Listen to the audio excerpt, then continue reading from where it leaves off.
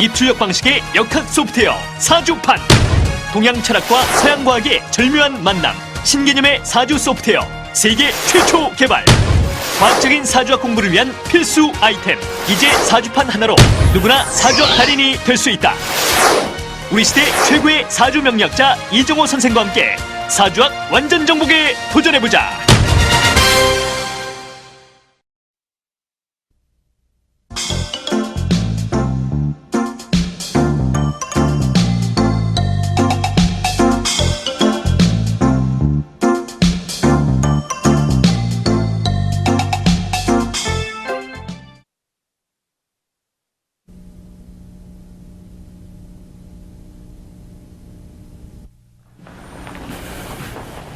안녕하세요.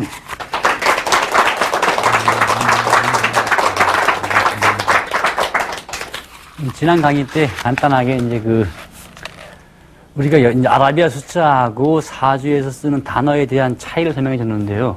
오늘은 이제 거기 이어서 기존 사람들이 알고 있는 사주에 대한 오해 부분이요. 이 강의를 한 2개만 더 하고 이제 그다음부터 사주 강의를 좀 들어가려고 하는데, 사실은 이제 이게 중요한 얘기일 수도 있지만 저한테는 별로 안 중요한데 사회에서 많이 쓰니까 한번 하고 넘어갈 문제죠.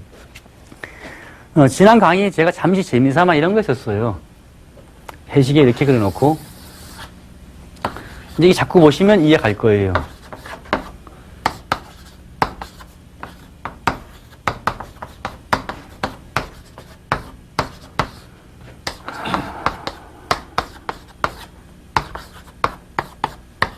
이렇게 써놓고 이제 4개 건너서 신하고 자하고 진이 합이다 이런 얘기 했거든요.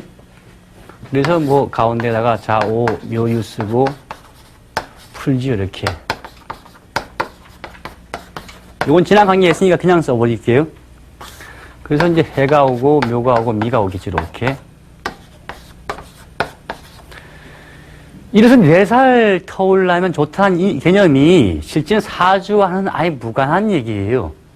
이게 이제 하나, 둘, 셋, 넷. 그러니까 넷은 합을 이룬다. 이걸 가지고 전체를 삼합 이렇게 말을 하는데, 이래서 4개 터울내면 궁합이 맞다라고 나온 이론인데, 실제는 이것 때문에 부부 사이, 그러니까 서로 좋아하는 사이인데 만나지도 못하고 헤어진 경우가 태반이라 보면 돼요.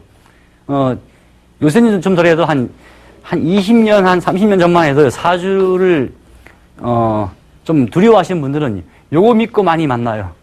4살 터울 좀 참 좋다라고요. 근데 4살 터울 나서 사는 사람들 통계를 보면요. 이혼율 거의 비슷해요. 4살 터울이 맞는 답이 아니죠. 이것도 역시 사주에서 일부분이 나온 얘기죠. 그러니까 사주하고는 조금 무관해요.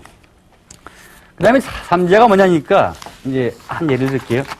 이렇게 해, 묘, 미 있으면, 이제, 당사자 이런 말을 하죠. 해 이르면 뭐, 돼지띠. 그 다음에 묘는 뭐, 토끼띠. 그 다음에 미는 양띠. 요 띠, 요 띠, 요 띠 3개는 사하고, 오하고, 미가 오는 이 해는 삼재다. 이렇게 말을 하거든요. 그 다음에 뭐, 들삼재, 눌삼재, 날삼재, 이렇게만 한다는 얘기죠. 이게 자체로 말도 안 되는 얘기예요.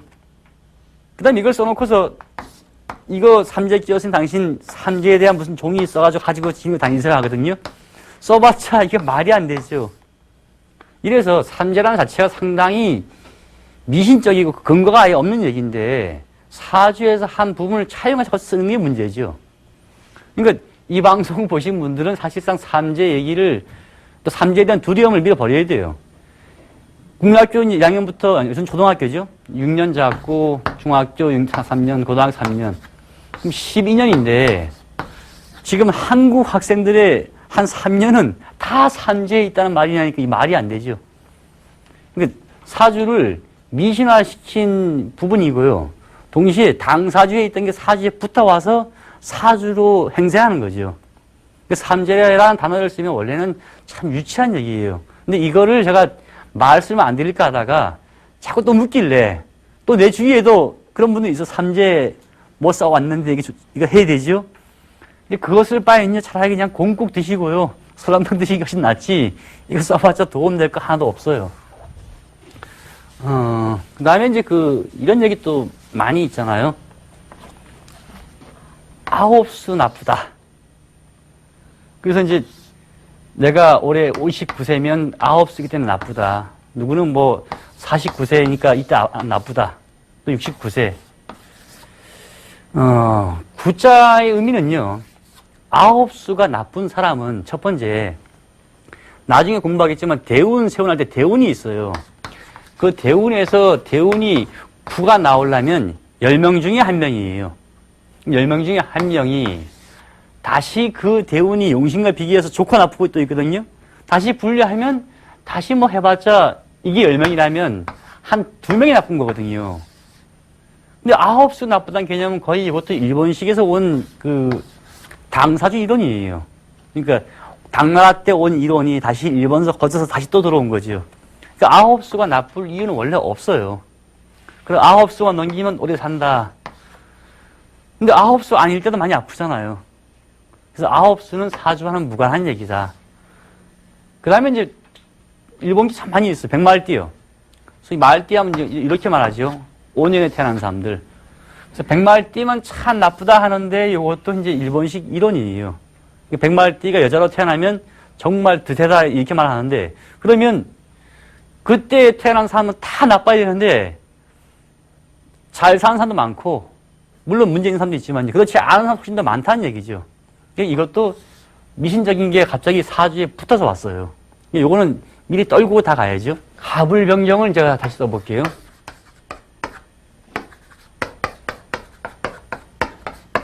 이렇게 쓰면은 하나가 양이면 하나 마이너스거든요. 이렇게요. 하나 플러스 마이너스 이렇게 된단 말이죠. 왜 플러스 마이너스는 제가 좀 이따 설명드리고요. 하여튼 어떤 약속 기호죠. 얘는 플러스 얘는 마이너스 이렇게 하자. 그런데 남자가 사주에서 연이 이렇게 써 있고요. 월 써 있고 남자 사주가 여기 병이 오면은 이 사람은 남자다 이렇게 말을 해요. 플러스가 오면. 반대로 정이 오면 아유 남자가 마이너스 태어났으니까 좀 반대겠네 이렇게 말을 하거든요. 그러니까 남자 사주냐 여자 사주냐 이거 가지고 한 얘기예요. 플러스 마이너스 가지고. 그러니까 이것들은 사주를 아주 초보화시키는 이론이죠. 근데 이거하고 사주는 원래 무관해요. 사주에서는 남자 사주, 여자 사주가 없어요. 단지 남성적인 성향이 있다. 아니 여성적이다. 이러한 구분은 되지만 이걸 가지고 남자, 여자 구분하는 것은 좀 너무 잘못된 거죠. 그 다음에 한 예로 사주를 뽑자고요. 한 1997년도에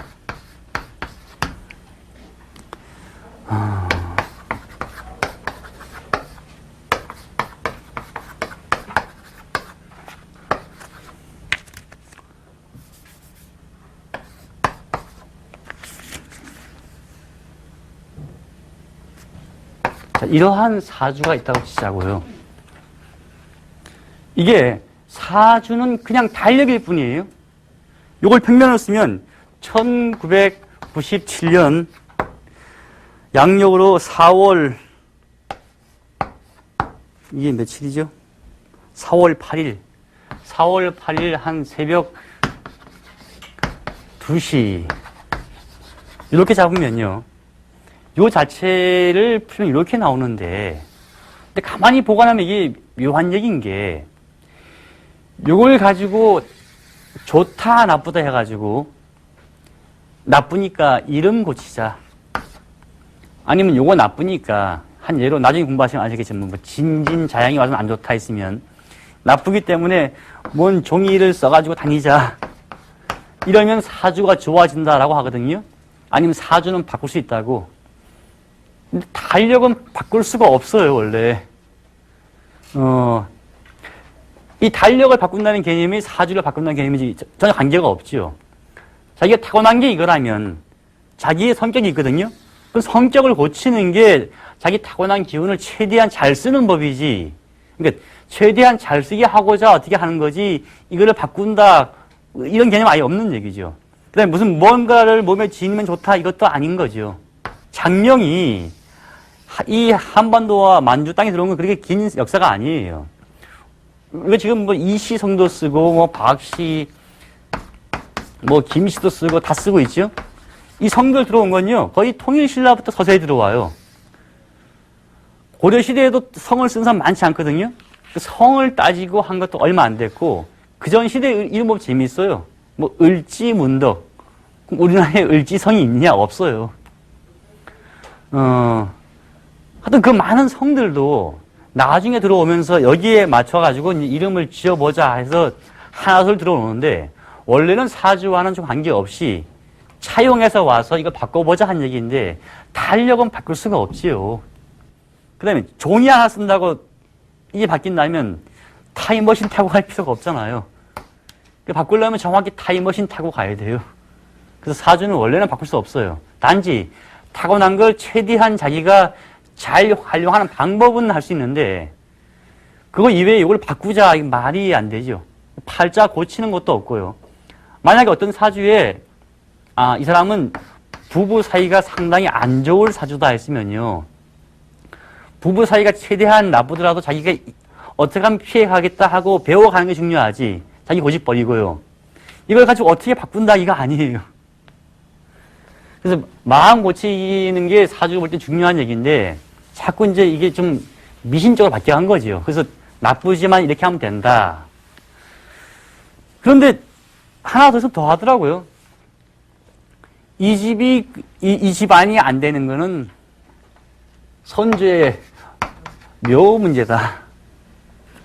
근데 선조의 묘 문제로 잘못될 확률은 크지 않은 게 저기 이제 미국 있죠? 저기 미국이 있고, 그 다음에 이제 그 일본이 있고, 한국도 있고, 그 다음에 북한도 있어요. 그 다음에 중국도 있고. 미국의 거지는 그래도 술을 먹는 거지가 돼요. 그 미국 거지는 최소한의 보장을 받는다고요. 그 나라 내기 뜻이냐면 나라가 부자면 최대한 혜택을 받아요.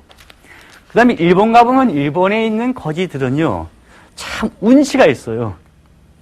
그 본경 가서 우에노 이렇게 삥 돌다 보면요 거지들이 앉아있는 모습이 한국같이 뭐 이렇게 세수를 안 한다가 아니고 세수 깔끔해요. 그리고 운치에게 딱 앉아있어요. 나 언뜻 보면 저 양반들이 무슨 도인인가 거진가 아주 혼란스러워 진짜. 그러니까 일본은 그래도 거지가 운치 있어요. 한국 오면은 좀 내가 답답한 게 세수를 잘 안 해요. 그렇지만 그래도 한 며칠에 한 번씩 사는 세수를 하더라고요.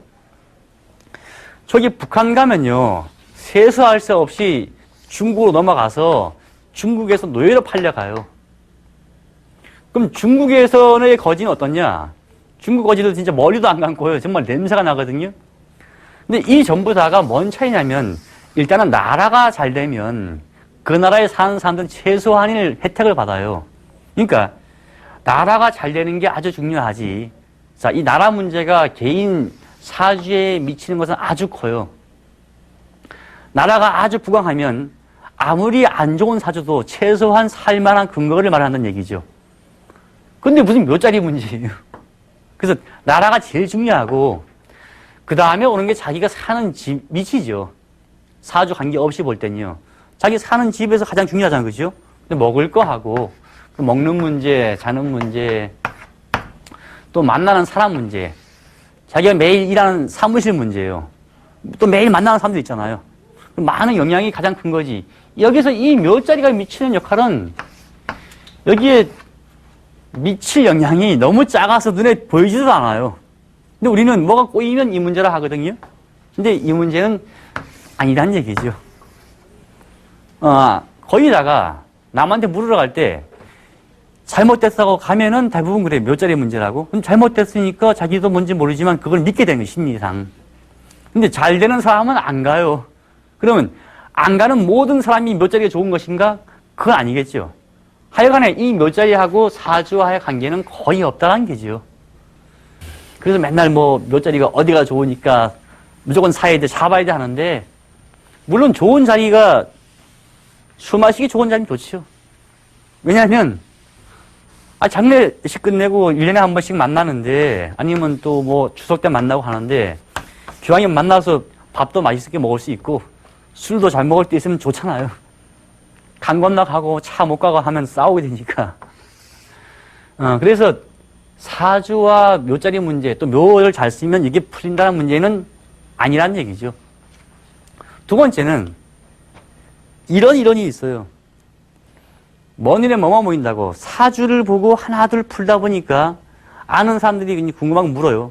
내가 앞으로 뭐 할 거 아니야. 그럼 과거를 풀어봐. 풀면서 당신은 이때에 사고를 당한 것 같고 이때 뭐 하고 이때 뭐 할 것 같아 라고 물으면 거기다가 맞다 그래요. 그 다음에 앞으로 어떻게 되겠습니까? 향후 2년 뒤에 또 망할 것 같으니까 좀 조심하십시오. 그럼 그것도 맞다 그래요. 나중에 지나서요. 그러니까 그 양반들은 사주를 자꾸 이제 앉아서 보다 보니까 오는 사람들만 봤거든요. 잘 되고 있는 사람들은 안 봤어요. 이래도 어떤 맹신주의, 맹신이요. 자기도 모르게 이게 다 맞는 거다. 또 보러 오는 사람들이 다 맞는 거다. 근데 사주는 결코 다 맞는 만능주의는 아니에요. 사주가 100% 다 맞는다면 사주 공부할 이유 하나도 없고요. 그 다음에 내가 어떻게 마음 고쳐야 되겠다는 것도 아예 없지요. 뭔가 바뀔 수 있으니까 내가 여기서 마음 좀 노력하면 바꿀 수 있다. 여기 있어야지만 뭔가 할 수 있는 거지. 만약에 그대로 살아간다면 뭐하러 살아요?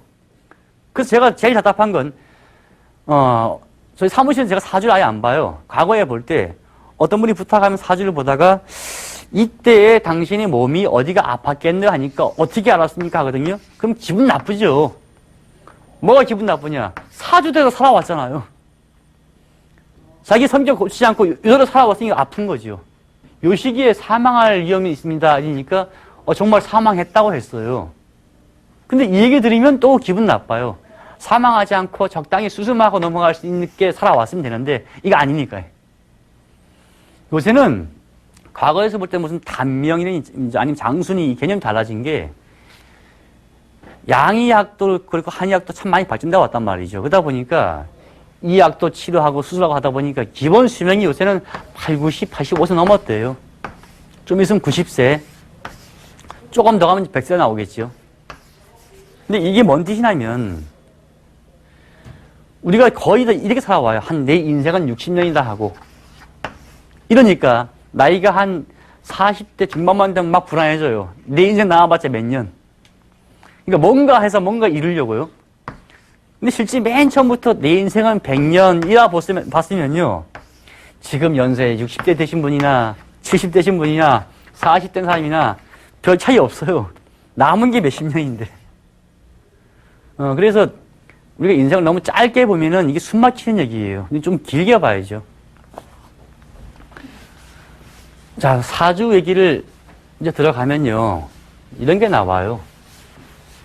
아마 이제 이렇게 카페에서도 많이 보고 대학생 애들이 간단히 공부하고 말을 하는데 당신 사주를 이렇게 보니까 일간이 병이고도 아니고요. 일간이 화고 목이 많고 수가 없다.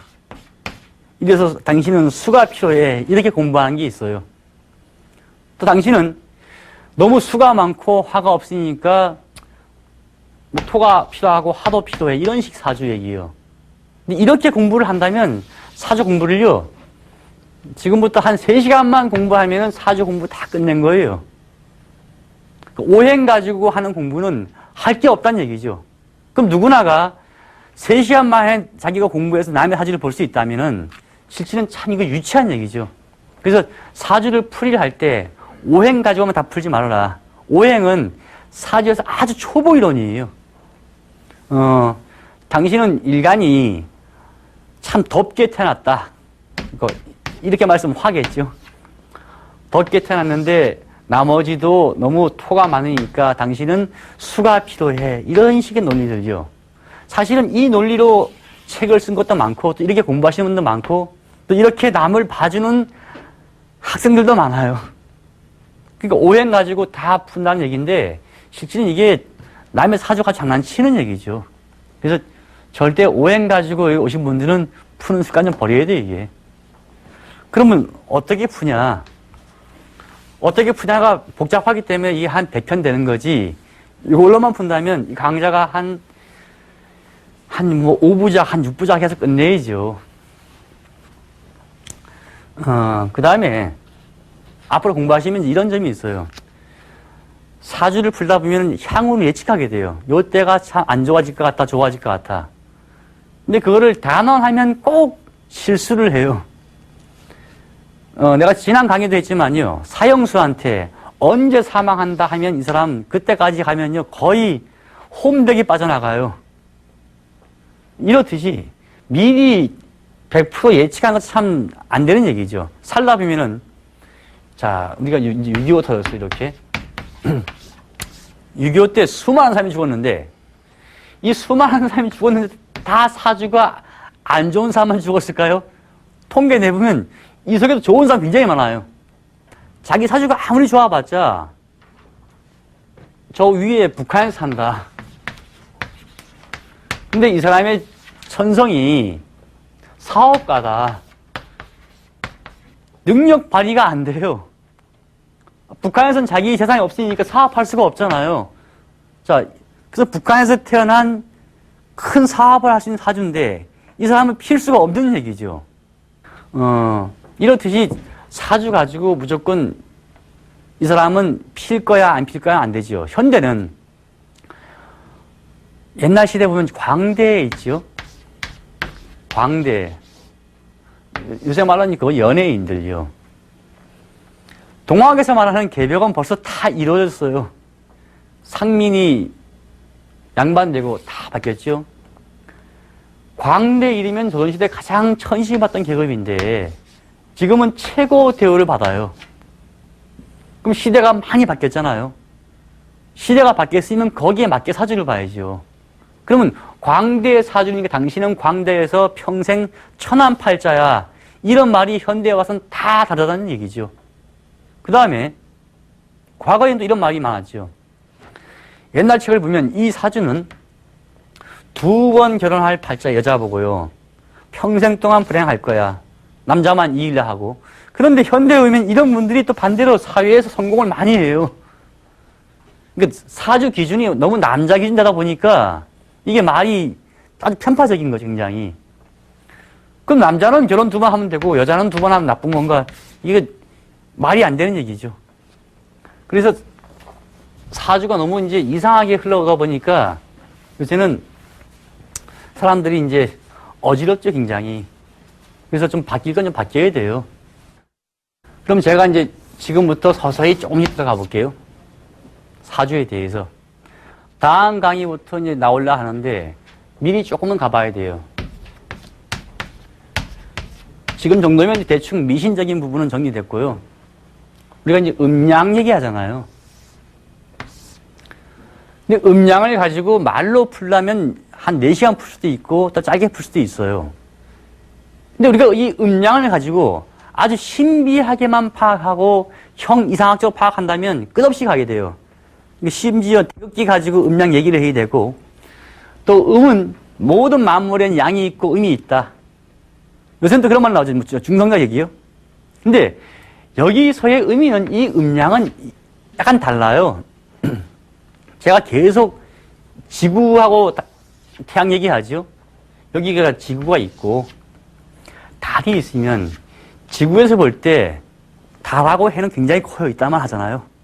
별은 아무리 커봤자 요만하다고요. 여기에 가장 크게 지구에 보이는 것은 역시 해와 달이죠. 그렇잖아요. 그래서 해는 낮에 밝게 비추기 때문에 얘는 양이라 하고 달은 밤에 비추니까 얘는 음이라 하자. 이러면 굉장히 쉬워져요. 양은 따뜻하고 음은 춥고 또 밤 되면 집에 가만히 있잖아요. 추우니까 또 잠을 자야 되고요. 양 되면 아주 활동이 강해지고요. 이러면 해하고 달 기준 보면 너무 쉬운 얘기죠. 여기에 많은 것을 부여할 수 있죠. 무극에서 아무 극도 없는 데서 뭔가 극이 생기면서 음과 양이 조화를 이루게 되고 이래서 태극이 나온다. 이런 말도 좋지만요. 이렇게 되면 우리가 학문을 과학적으로 나가기 힘들어요. 일단은 아주 원시인들요. 과거에 아주 오래전 사람들이 하늘을 볼 때 가장 큰 영향을 미치는 것이 얘하고 얘더라. 해와 달. 지금 밤에 가도요. 항상 얘는 보이잖아 이렇게.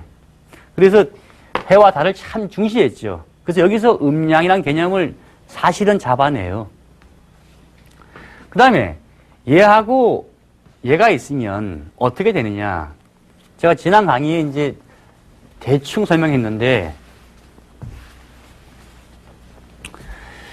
지구 바로 앞에 있는 해하고 사이에 있는 별이 얘가 금성이란 말이죠. 그 다음에 얘 바로 앞에 있는 게 또 수성이에요. 수성 그리면 저희 호흡도장 맡고 계신 관장님이 수성이 성함이. 그럼 얘는 양이고 얘는 음이죠. 그 다음에 지구하고 바로 밖에서 가까운 것이 화성이에요. 그 다음 화성 뒤에 있는 게 목성이죠. 아닌가요? 자, 이러면 여기 지구가 뭐가 되니까 지구가 토성이죠. 그러니까 옛날 시대에 우리가 지금 말하는 토성은 관측이 안 돼요. 지금같이 망원경 사보면 보이는 거지. 근데 어떤 분들은 이 토성은 지구가 아니고 토성이다. 이렇게 말하는 분도 있지만은 실제는 그 당시엔 관측이 안 되는 상황이었어요. 그래서 지구를 토로 보고서 이렇게 말한 거지요. 그러면 여기서 해를 중심으로 땡겨지죠, 이렇게. 당연히 목이 화를 생하고 이렇게 생한다는 규칙이 나오는 거죠. 여기서 나온 것이 목생화 이렇게 된 거예요. 그런데 이제 이 이론 가지고 이제 오행을 강의를 하는데 어떻게 하느냐. 지금 지난 강의에 했지만 이렇게 했단 말이죠. 이렇게 많이 공부를 했어요. 목생화고 이렇게. 근데 이 원리를 자연의 법칙에 설명한다 하고 나무가 불을 생하고 이렇게 공부했단 말이죠. 또 불이 다 타면 재가 나오니까 땅이 생기고 이렇게 말을 하고요. 또 땅이 재가 많이 쌓이면 단단히 굳어져서 돌이 되고 그 중에 이따가씩 뭐 다이아몬드 나오겠죠. 그 다음에 큰 바위들 속에서 물이 나오고 이렇게 계속 이제 말을 하게 돼요. 근데 이렇게 말을 하다 보면은 사실은 요새의 그러니까 서양식의 이론에 아주 배치되는 게 많이 나와요. 왜 나오냐? 이 말을 자연의 법칙으로 설명하다 보면요. 사람들이 어떻게 나오냐? 나무가 땅을 극한다라고 음양 오행론에서 말하지만 실제는 아니다라고 말을 해요. 과학에서는요.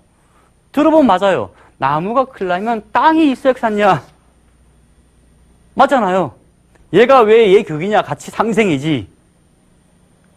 이러니까 음양 오행 이론이, 오행 이론이요. 이 오행 이론이, 그러니까 양의에서 말하는, 양의가 아니고 서양 과학에서 말하는 어떤 과학에 계속 말로 안 되게 당하는 거죠.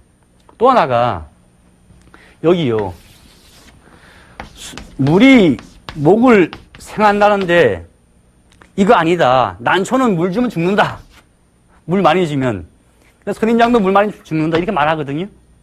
그럼 이제 논리가 안 맞는 거죠. 자꾸 이걸 가지고 얘가 생하고 이거 원리를 외워라. 이것 때문에 논리 과학이 안 맞으니까 자꾸 이제 오행론은 구박당하게 된 거죠. 근데 이게 한의에서도 쓰고 사방 다 쓰고 있어요. 근데 이 원리가 온 것은 역시 목성이 있고 화성이 있고 그다음 토성, 금성, 수성이다. 이렇게만 이해하면은 아 이러한 규칙대로 왔구나 하면요. 서양 과학에서 할 말이 없어요. 갑자기요. 이렇게 인력이 땡겨주는 순서에 대한 약속 기호일 뿐이다. 단지 이 약속 기호를 우리는 이렇게 도표화했을 뿐이다 하면 서양 과학에서 할 말이 아예 없는 거죠. 그러니까 형이상학 말고 그냥 형이하학적으로 이렇게 보면 아주 쉬워요. 굉장히. 그래서 지난 강의에서 했지만요. 이래서 나온 것이 하늘에 항상 해와 달이 있고 목성, 화성, 수성, 금성, 토성이 있더라. 토가 이제 지구죠. 이러면 딱 일줄이죠.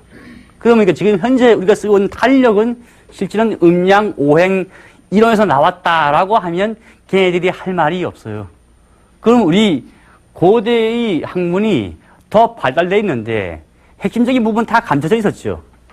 원래 공부하려면 천문학도 하면서 같이 해야 되는데 하나 가지고 이거 외우세요 하다 보니 끝난 거예요. 매일 외우는 분들이 목국토만 외우는 거예요. 또 화가 금을 극한다 이렇게 외우고요. 이것만 계속 외우다 보니까 공부를 좀 더 하면 드디어 혼란스러워지는 거예요. 아니 목이 토를 극한다 했는데 나중에 하다 보니까 갑이 오고 기가 오면 갑기 합토해서 그게 아니네. 바로 혼란에 빠지는 거지. 그러니까 야 저놈은 음양 오행 이론을 가다 보니까 머리가 아프다. 분명히 오행도에서 극이라 했는데 왜 조금 더 가니 그게 아니고 왜 합이 되고 그 다음에 수하고 화하고 싸움됐단 말이죠. 수가 화를 극하는데 이 수가 화를 극한다라고 말을 했는데 이 수 자체가 임이고 화가 정이라면 정이면 합되거든요. 그러면 아니 이거 오행도 외웠는데 이거 안 맞네 하는 거죠. 이러한 근거를 가지고 하다 보니까 머리가 아파지고 다소 혼란스러운 거죠. 그런데 이걸 이렇게 안 외우고 이렇게 이해만 했으면요. 아 이거 약속기호구나 했으면 아마 쉬웠을 거예요. 여기 이론은 역시 그냥 오행 이론이지 앞에 음양은 분명히 빠져 있어요. 그래서 여기에 음양 이론을 붙이면 유효한 도표가 안 나오게 돼요. 그래서 앞으로 공부하실 때 그냥 저런 한 규칙이 있는데 저 규칙이 어떻게 일종의 약속기호구나. 그러니까 1 더하기 2를 2라 하듯이 그러한 구조로 잡았구나 라고 이해해 주면 돼요. 그러면 다시 해보자고요.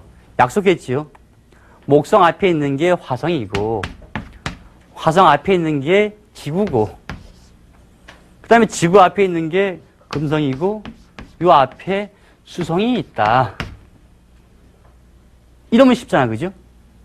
두 번째는 이 목성도 자 태양이 있을 때와 달이 있을 때 구분되겠죠. 그러니까 음양이 구분되겠죠. 그래서 얘도 음양이 있다더라. 양은 갑이라 하고 낮의 갑이요. 낮의 목성. 밤의 목성은 다시 을이라 하고 이렇게 한번 구분을 해보자. 그러니까 음양 구분해서. 그럼 화는 병과 정이란 말로 쓰자. 이렇게 말을 만들어 가는 거죠. 실제는 이게 아니고 원래는 얘 가지고 이렇게 했겠죠. 이렇게 구분을 하자. 양목, 음목 구분하자. 이렇게 나왔겠죠. 근데 약속기로 이렇게 잡아놔. 하나, 둘, 이렇게 해요. 토도, 무하고 기라는 게 이렇게 약속을 잡자. 그 다음에 금도 경과 신이죠. 그래서 수는 임과 개. 이렇게 우리 한번 약속을 잡아놓고 하자. 그럼 여기부터 갑을 다 들어간 뒤부터는 드디어 음양 오행 이론이죠. 이러면은 목이 토를 극한다, 뭐 극한다 이런 개념이 아니고 가만히 보면 상생도 굉장히 많아요. 한 예로 이런 게 있죠. 자, 목이 갑과 을이죠. 그럼 갑과 을이 있고 토가 무와 기가 있다면 얘하고 얘는 나중에 공부하면 알지만 갑기 합이거든요. 그게 아니란 말이죠. 근데 얘는 갑은 무토를 극할 수 있어요. 근데 이 을목은 무토를 참 극하기가 힘들어요. 그럼 얘는 을목은 겨우 기토를 극할 수 있는데 반반이지요. 근데 어떠한 경우에는 이 을목은 수토예요.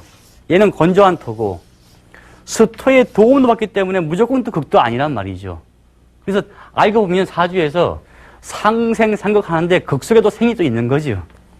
그래서 음양 이론에서 음양 오행을 붙여야지만 사실상은 조금 이해가요. 그럼 제가 지금부터 설명할 것은 음양 오행 이론에 대해서 이제 규칙이 있거든요. 그 규칙을 내가 이제 하나도 잡아가야지만 아시겠죠. 자, 여기서 갑부터 쭉 나왔니 10가지요. 실제 10가지가 패턴이 어떻게 보면 중요하죠. 어떻게 되어 있냐. 자, 우리 목성을요. 하늘에 있는 목성이요. 목성을 합과 의라고 놓고, 그 다음에 화성은, 목성 앞에 있는 화성이요.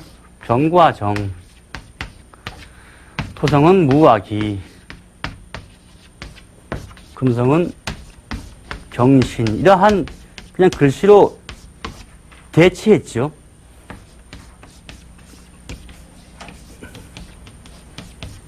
이렇게 두고 봤는데 얘네들 규칙이 다 있어요. 그렇지만 얘는 여기에 있는 거고 얘는 여기에 있는 거고 여기 있는 거고 이렇게 있다. 이 패턴만 잘 이해하시면 그 다음은 되게 쉬워져요. 볼까요?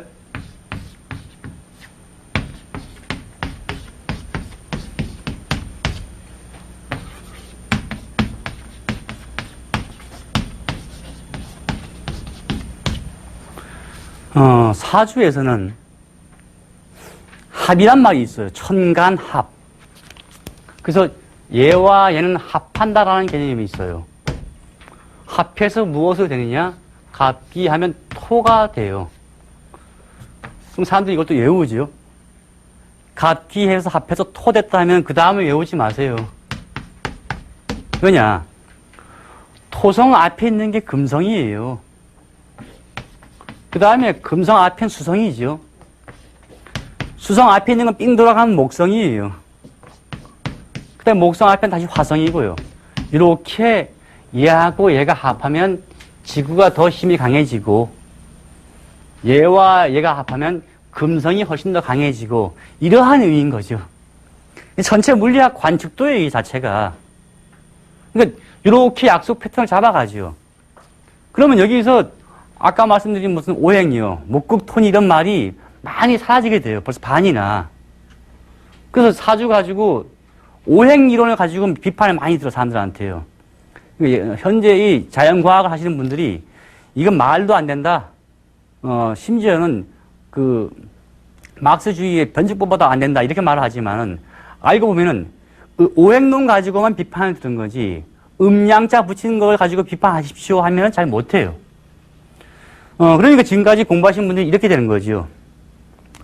수는 목을 생하나 수가 너무 많으면 나무가 썩는다. 이렇게 공부했거든요.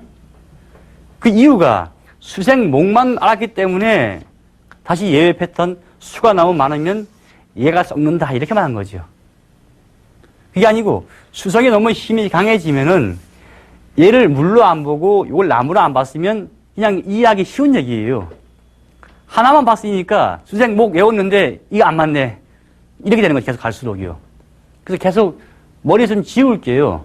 머리에 있는 목과 토금수 있잖아요. 이렇게. 그거를 자꾸 비워버려야 돼요. 그게 좀 비워져야지만 나머지 이론이 좀 이해가요. 사주가 자꾸 이상한 길로 흘러온 게 오행도 문제예요.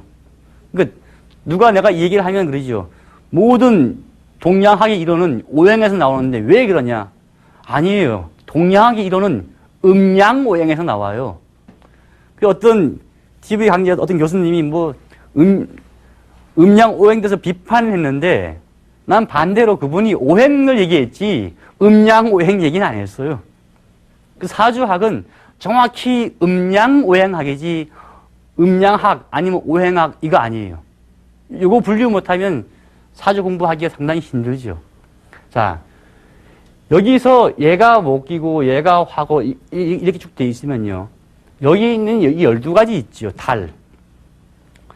저 달에 대한 변화를 다시 이걸로 다 대치를 할 수 있어요. 자, 뭐 인이면은 목이고 간목이고 이 중에서도 갑이다. 이런 식으로 하나둘 풀 수 있거든요. 그러면 여기에 다 또 대치를 할 수 있죠. 그럼 대치를 하게 되면 저것마저 이걸로 바뀌기 때문에 이거 가지고 다 풀게 되죠. 그게 십간론이 되는 거죠. 근데 십간론 가기 전에 중간다리 거쳐가요. 통변을 하자. 사람한테 쓰일 수 있는 용법으로 사용하자는 얘기죠. 이때까지는 역시 천체 물리학이에요. 이러니까 요때 농사 짓자, 요때 뭐 하자만 돼 있거든요. 이걸 가지고 사람에다가 아직 대입은 못했어요. 사람을 대입하는 방식이 통변이지 큰 의미가 있는 거 아니죠. 그래서 그 통변을 그냥 어떠한 단어 가지고 이렇게 하나둘 바꿔보자. 그러니까 이 사람은 부인은 어떻다, 뭐는 어떻다라고 구분할 수 있다라고 나온 이론이죠. 그 다음 가니까, 마지막 가니까, 그것도 너무 가다 보니까 틀린 게 많다. 다시 식간론으로 가자 해서 이렇게 쭉 흘러오는 거죠. 그러면 처음과 끝은 갑부터 개까지가 공부의 핵심이에요, 이게. 그래서 제가 여기다 이제 바로 써볼게요. 다음 시간부터 이제 공부를 서서히 할 건데, 음양에 대해서 공부하지만요. 얘가 양이면 얘는 마이너스로 하자. 이 약속 기호일 뿐이에요. 여기 갑은 무슨 뜻이니까 이러한 의미가 있고 저러한 의미가 있고 들어가봤자 외워봤자 다 의미가 없어요. 그냥 자, 그 당시 시대에 이렇게 해왔죠.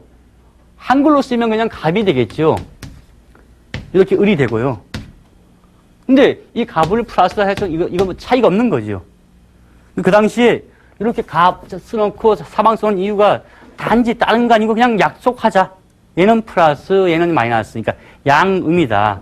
얘도 양을 이렇게 쓰고 음은 이렇게 쓰자. 이렇게 흘러온 거죠.